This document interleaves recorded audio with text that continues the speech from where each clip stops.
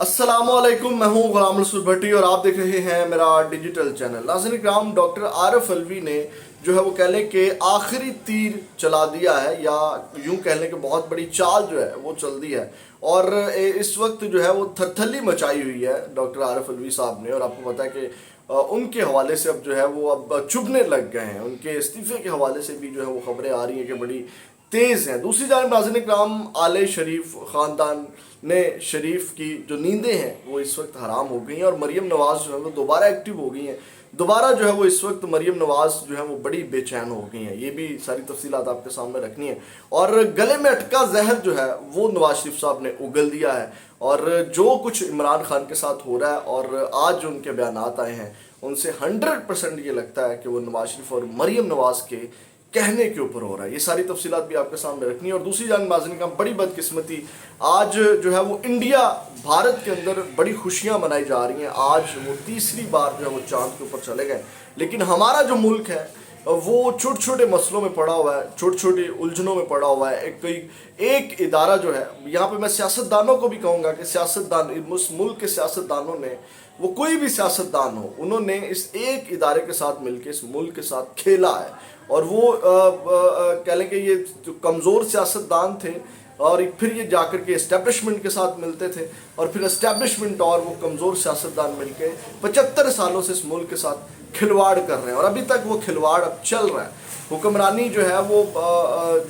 ایک ادارہ صرف اپنے قبضے میں کرنے کے اوپر لگا ہوا ہے، اور بھارت کے اندر تیسرا مشن جو ہے ان کا کامیاب ہو گیا، اور وہاں جشن منائے جا رہے ہیں، اور وہاں جو ہے وہ جناب میری کہہ لیں کہ اس وقت پورا انڈیا جو ہے، آپ سوشل میڈیا بھرا ہوا ہے۔ اب میں دیکھ کے مجھے بھی خوشی ہو رہی تھی، دیکھیں ان کی بہت بڑی اچیومنٹ ہے، اور ہمارے حکمران، ہمارے جو لوگ ہیں وہ ایک دوسرے کو انتقام کا نشانہ بنانے کی طرف جو ہے وہ جڑے ہوئے ہیں۔ ہمارے عدلیہ کو کس طرح جو ہے وہ یوز کیا گیا، تمام ادارے کس طرح جو اس وقت متنازع صورتحال اختیار کیے ہوئے ہیں، اور اس وقت ایک گمبھیر صورتحال ہے۔ بجلی کے بلوں نے جو ہے وہ غریب کو مار کے رکھ دیا ہے۔ پاکستان کا یہ حال ہے اس وقت، اور پاکستان کے غریب عوام کو جو ہے وہ رول کے رکھ دیا ہے۔ مطلب ہر طرف دیکھ لیں، کوئی اچھی خبر نہیں ہے پاکستان میں اس وقت ناظرین کرام۔ اور جبکہ ہمارا باقی ممالک بنگلہ دیش، بھارت کہاں پہنچ گئے، اور پھر بھی میرا خیال ہے شرم آنی چاہیے مقتدر حلقوں کو، اور جناب جو ہمارے سیاستدان ہیں ان کو ڈوب مرنا چاہیے۔ میں اکثر یہ بات کرتا ہوں کہ یہ جو ہمارے مقتدر حلقے ہیں نا،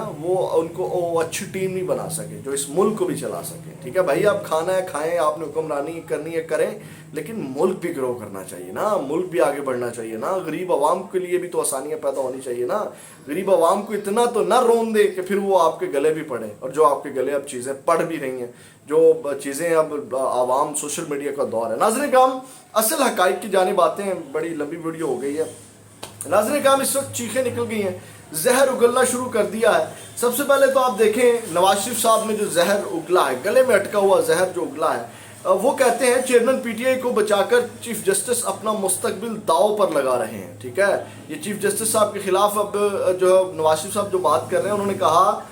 کہ مجھے نااہل گرفتار اور حکومت ختم کرنے میں سابق چیف جسٹس اور سپریم کورٹ میں بیٹھے ان کے ساتھی شامل تھے۔ آج مختلف قسم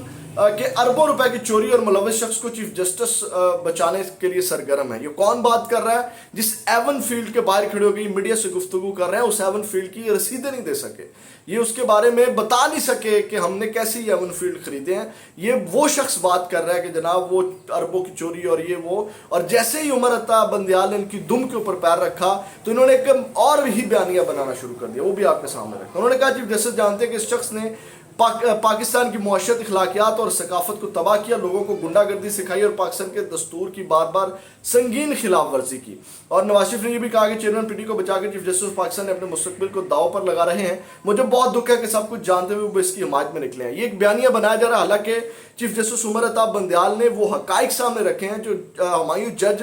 دلاور کی عدالت میں ہوا ہے۔ وہ واقعی وہ جس طرح وہاں ٹرائل چلایا گیا، جس طرح فیصلہ دیا گیا، یہ حقیقت پر مبنی چیزیں ہیں ناظرین کرام۔ تو یہ جو ہے وہ کیچڑ اچھالنے نکل پڑے ہیں باپ بیٹی، اور پوری کی پوری نون لیگ اس وقت ان کی نیندیں حرام ہوگی۔ میں ابھی اور بھی چیزیں آپ کے سامنے رکھنی ہیں، لیکن وہ جو زہر اگلا ہے وہ بھی ابھی آپ کے سامنے رکھنا ہے عمران خان کے خلاف۔ ناظرین کرام، انہوں نے کہا کہ چیف جسٹس نے ثاقب نثار، انہوں نے کہا کہ سابق چیف جسٹس ثاقب نثار نے کہا تھا کہ نواز شریف کو نااہل کرنا ہے اور جیل میں ڈالنا ہے، جس کی گواہی ان کے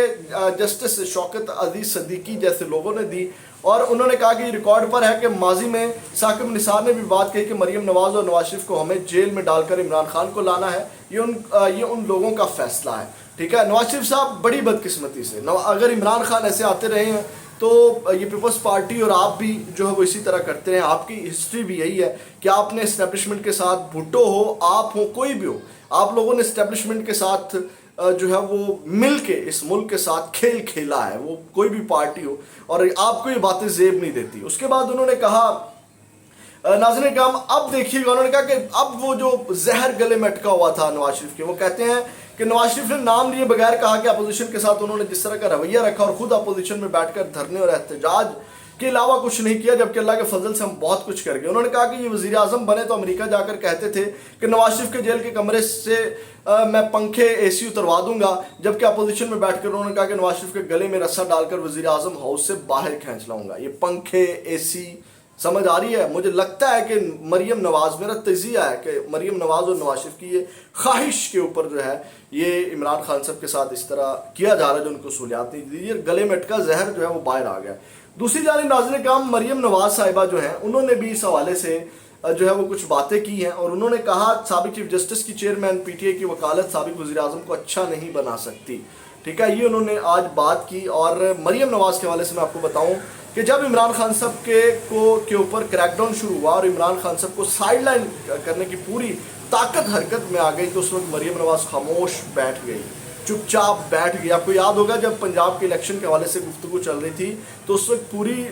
جو ہے وہ نون لیگ اور مریم نواز جلسے کر رہی تھی اور عدلیہ کے خلاف ایک کمپین چلائی گئی، اور اس کمپین کے ذریعے عدلیہ کو اتنا متنازع بنا دیا کہ ساری چیزیں آپ کے سامنے ریکارڈ کا حصہ ہیں۔ اور اس کے بعد جب مریم نواز کو سمجھایا گیا کہ اب عمران خان نہیں بچے گا، تو آپ کو یاد ہوگا کہ مریم نواز صاحبہ غائب ہو گئی تھی منظر عام سے، اور جیسے ہی آج پھر جو ہے وہ تھوڑی سی لگا کہ عمران خان کو ریلیف ملے گا، تو یہ بل سے جو ہے وہ سارے باہر نکل آئے ہیں۔ اب کیا کہتی ہیں مریم نواز صاحبہ؟ اس کے علاوہ کہتی ہیں کہ چیف جسٹس صاحب نے فیصلہ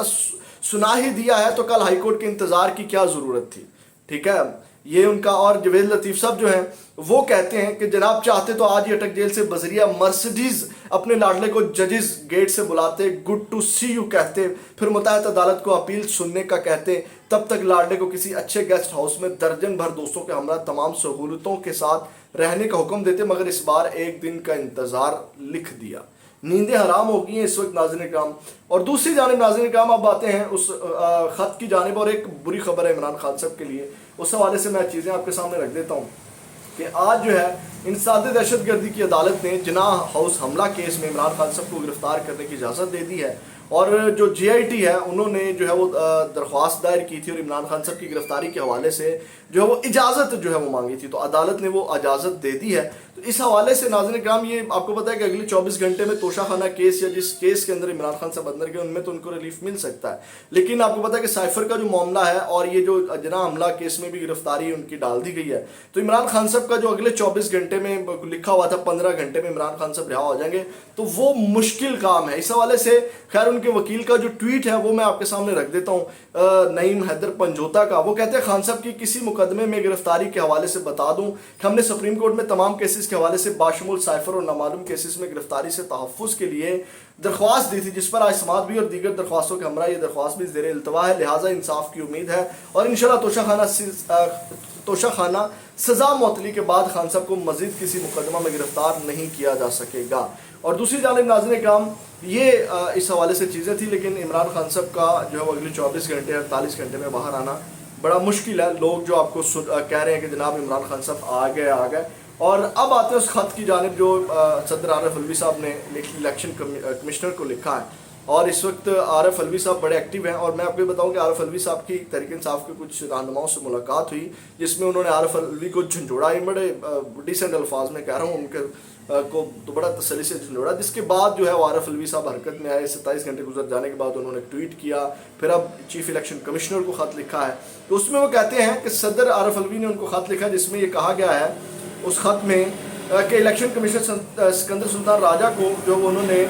دعوت دی ہے ملاقات کے لیے، اور خط کے متن میں کہا گیا کہ صدر مملکت نے 9 اگست کو وزیر اعظم کے مشورے پر قومی اسمبلی کو تحلیل کیا. صدر آئین کے آرٹیکل 48(5) کے تحت اسمبلی کے عام انتخابات کے انعقاد کے لیے اسمبلی تحلیل کی تاریخ جو ہے وہ 90 دن مقرر کرنے کے پابند ہیں. واضح ہے کہ 17 اگست کو الیکشن کمیشن نے حلقہ بندیوں کے شیڈول کا اعلان کرتے ہوئے کہا تھا کہ عام انتخابات 90 دن میں نہیں ہو سکتے. تو اس حوالے سے جو جسٹس عارف الوی صاحب نے کہا کہ مجھے آج یا کل جو ہے وہ آپ ملاقات کریں اور انتخابات کے حوالے سے جو ہے وہ ہم تاریخ جو ہے وہ ڈیسائیڈ کریں اور تاریخ ہم جو ہے اس کے اوپر طے کریں. تو یہ ناظرین کام عارف الوی صاحب نے بھی اپنا ڈنڈا چلانا شروع کر دیا ہے اور اس حوالے سے اب عارف الوی صاحب بڑے کھٹکنا شروع ہو گئے ہیں. عارف الوی صاحب اب جو ہے وہ کہہ لیں کہ تھوڑا ایکٹیو ہو گئے ہیں تو ان کے استعفے کے پیچھے بھی لوگ لگ گئے ہیں. یہ ناظرین کرام اب تک کی اپڈیٹ سے اگلی ویڈیو میں آپ کے ساتھ دوبارہ ملاقات ہوگی. اپنا بہت زیادہ خیال رکھیے گا. اللہ حافظ.